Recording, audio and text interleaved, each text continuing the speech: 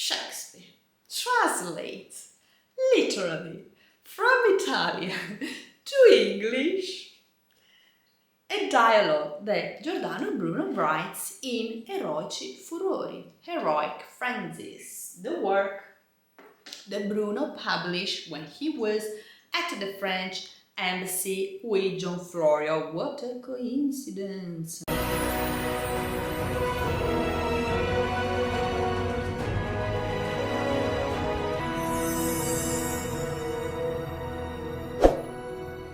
Hi everyone, welcome back to John Florio channel. I am Mary and I'm here to talk about, the great John Florio. First of all, yes, if you watched last week video that I published, it is true.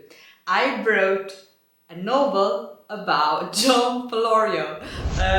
Guys, I kept this secret for I don't know how many years, like 5 years, 6 years, I lost count actually. I have done so much research, both historically, the cultural context, of course, John Florio's life, works, and the life and works of Giordano Bruno. This novel is titled Resolute John Florio at the French Embassy, and it's the first volume of a saga that I wrote about John Florio's life. This saga will begin with the years John Florio spent with Giordano Bruno at the French embassy, and these videos that I'm making about Love's Labus Lost have connection with the novel that I wrote.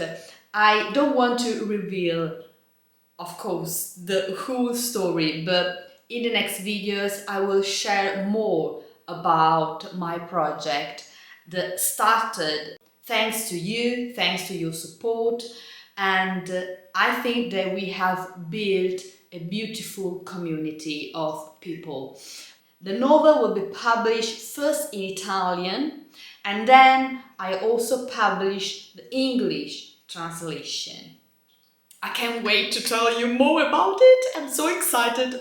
But I just want to say thank you because this community is growing so much. There are so many people that send me everyday messages from email, Instagram, TikTok, YouTube, everywhere. And it is exciting. And for this reason, I think that it is time to create a society around John Florio where we all can meet together, both online and why not in person, Italy, abroad, and we can share our ideas about Florio, about Shakespeare, about Giordano Bruno. Do you like this idea? Do you think that we can create a real community of people? And I want to give to this community that we are creating a title like John Florio Society. Write me in the comments the most creative title you give to this community around John Florio, like Resolute Society or John Florio Society or Florio's Friends. I'm just sharing some ideas. Write in the comments your ideas. What do you think could be the best title we can give to this community? If you notice, my website resolutejohnflorio.com was under construction during these last months. Why? First, I wanted to give to the website a better layout so that it can be easier for you to read articles through your phone. I also created new sections, new pages, new articles, and I also have created a new section about Shakespeare. In this section, you will be able to read my personal research articles about John Florio and Shakespeare. It took me several years to write these research articles around Shakespeare and Florio. I'll give you the articles, I'll give you access to the books, to the sources, with all the notes, the documents, everything. So I can't wait to share the new website with you. It will be possibly ready next week, possibly, but I'll let you know very soon. In the meanwhile, we are back to Loves Lost because there is the second part of this video of Loves Lost. I have found many other references about Florio and Giordano Bruno in the play, and I can't wait to tell you more about it. But before we start, just two things. First, yes, this is connected to the novel that I wrote and you read very soon. Second, let's read some of the comments that you wrote, because I love to read your comments and I love to reply. So don't forget first to subscribe, because guys, you get all this research for free. It takes me many days of research to bring all these references, sources together and to record and make the video for you. And this is all for free. Chance Colbert, hi. Rhombus, who is a model for Holofernes, is a subtle jab at Ramus, Bruno's intellectual opposition in the art of memory. Sidney and V both visited Mantua. Sidney's translation exercise literally consisted of translating Latin and Greek into French, into Italian, back into English. This is interesting. Yeah, you are right. He would totally be capable of making these puns. Not just capable, Sidney is famous for overusing puns. These Petrarchan discussions revolve around Sidney versus Bruno. This is so interesting.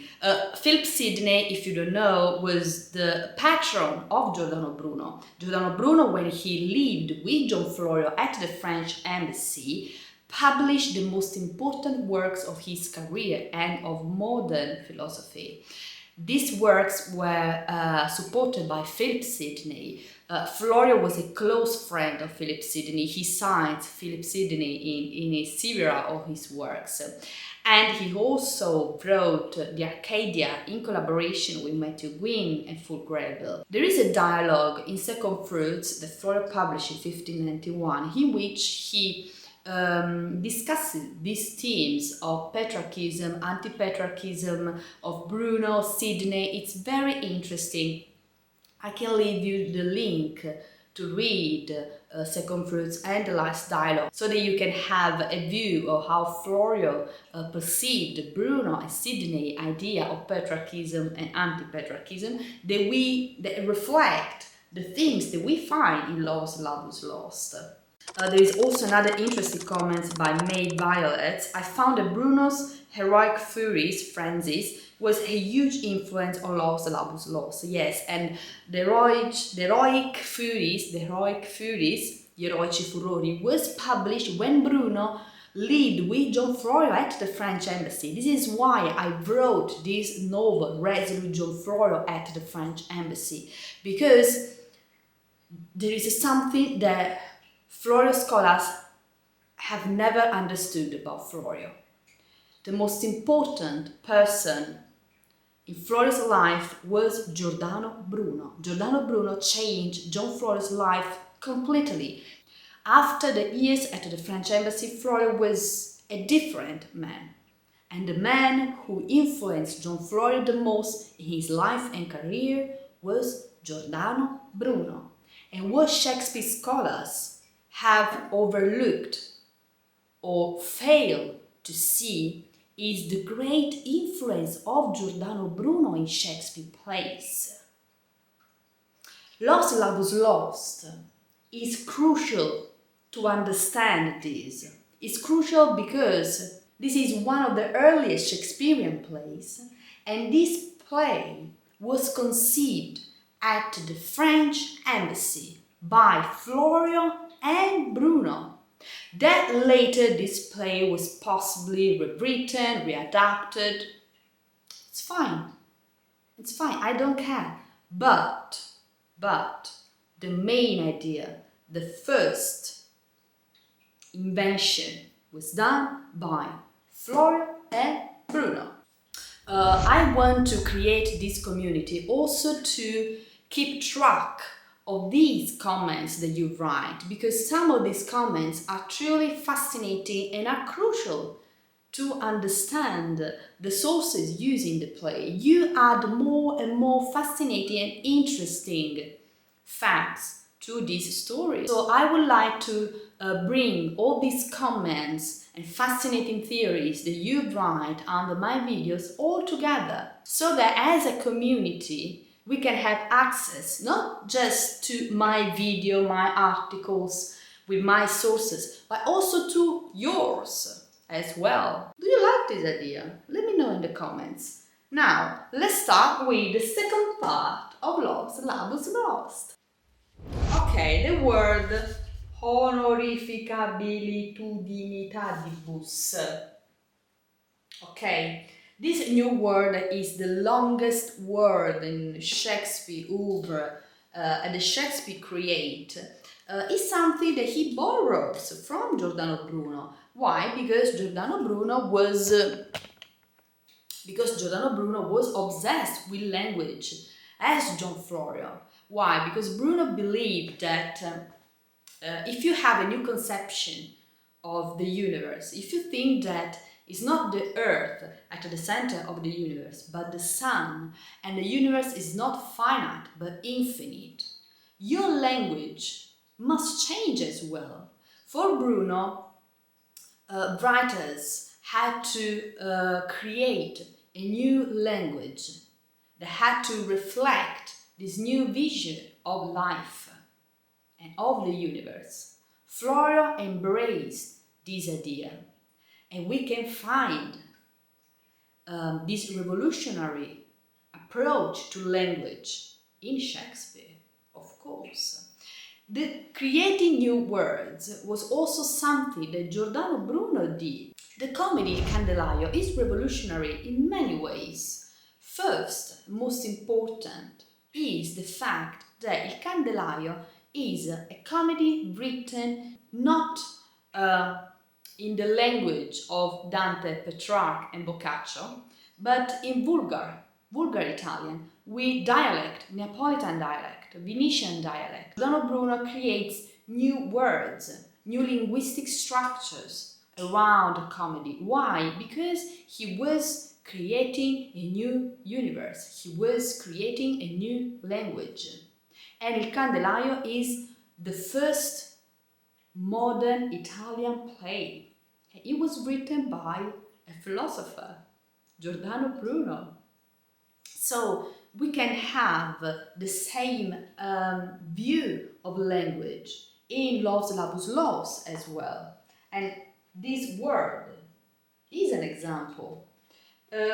Another, oh yes, there is this dialogue of Biron, Act 4, Scene 3, quite long. Bruno writes, "For value is not love a Hercules still climbing trees in a Hesperides." This part, this dialogue is borrowed from John Florio. John Florio in Second Fruits, the famous dialogue I talked about before, wrote the same lines. So another connection with John Florio. Another, always Act 4, Scene 3, always Biron. He says something very interesting. So cockle reap no corn, and justice always wills in equal measure. The last line, justice always wills in equal measure, this is a topic that Bruno was very fond of, and we find this topic in a work that he published when he lived with Florio at the French embassy. The work is The Expulsion of the Triumphant Beast, and in this work Giordano Bruno writes about fortune and justice, and he writes that justice always wills in equal measure. So as you can see, this character Biron talks like Giordano Bruno, someone who wrote Los Labus Lost, spent a lot of time with Giordano Bruno, and he heard every day these topics about love, patriarchism, justice, fortune, women. It's not just something that you can associate to a fan of Bruno, someone who just take Bruno's work, reads it, and that's it. Also, to read Giordano Bruno's works in Italian, with Neapolitan dialect, with all these linguistic complex phrases that he wrote, was not really easy. Who could do it in London at the time, if not John Florio? Another one is the motion of all the elements, but love is learned and let his eyes lives not alone in mood in the brain, but with the motion of all the elements. Causes, as we have taught in every power, which is the motion of all the elements, the planets, the universe, the stars, the motion of all the elements. My most favorite part. Maybe you can see it. This is my favorite part because there is a scene in which Shakespeare translates literally from Italian to English a dialogue that Giordano Bruno writes in Eroici Furori, Heroic Frenzies, the work that Bruno published when he was at the French embassy with John Florio. What a coincidence! Let's read the dialogue and let's read the Italian part so that you can see that it's really just a translation, a readaptation of what Bruno wrote in his work.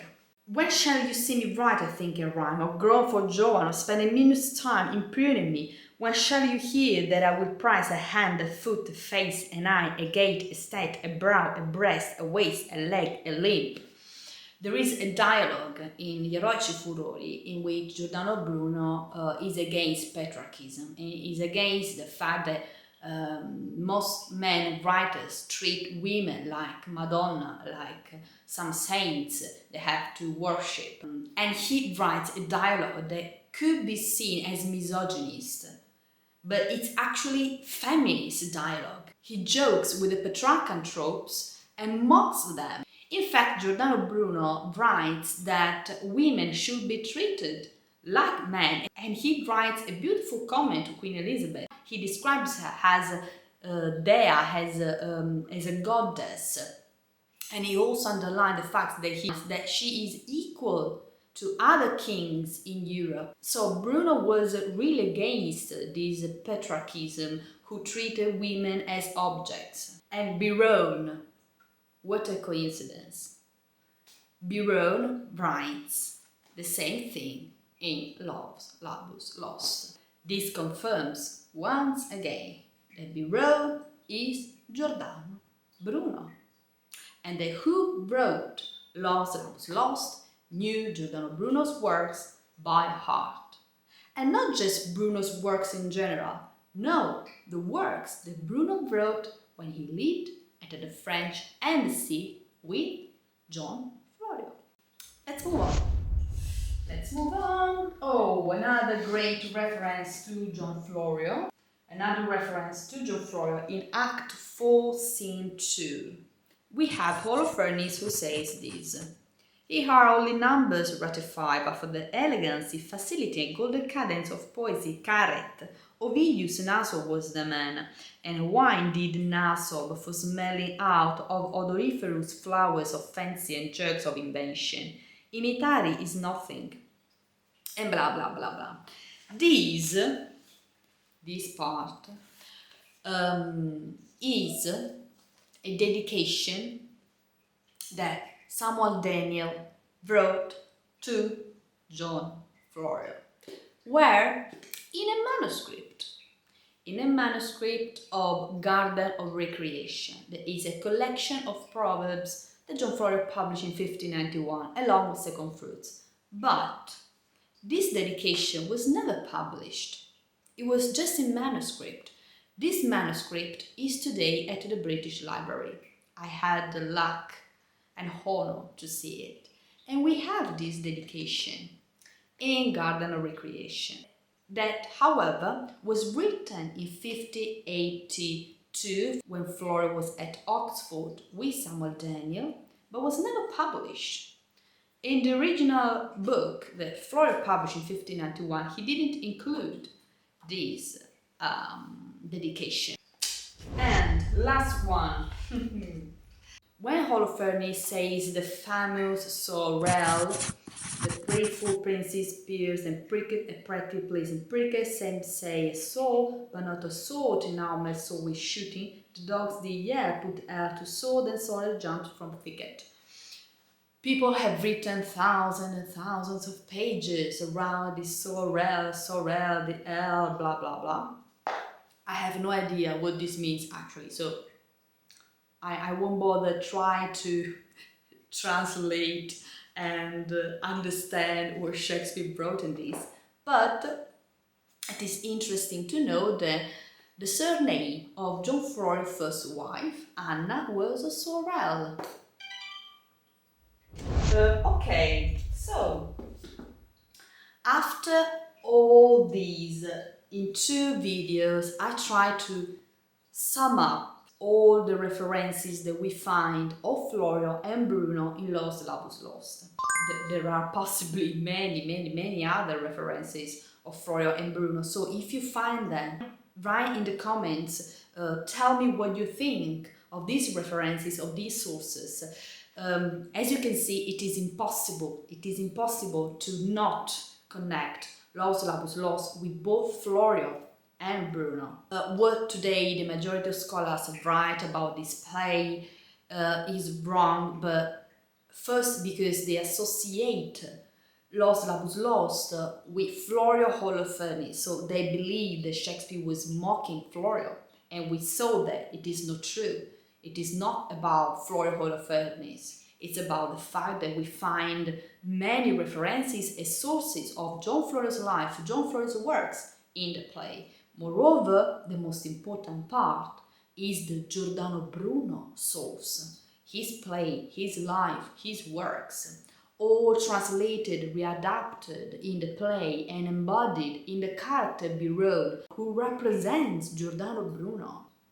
So I have no doubt about this. I have no doubt that this play was first conceived and written by Florio and Bruno together when they lived at the French embassy.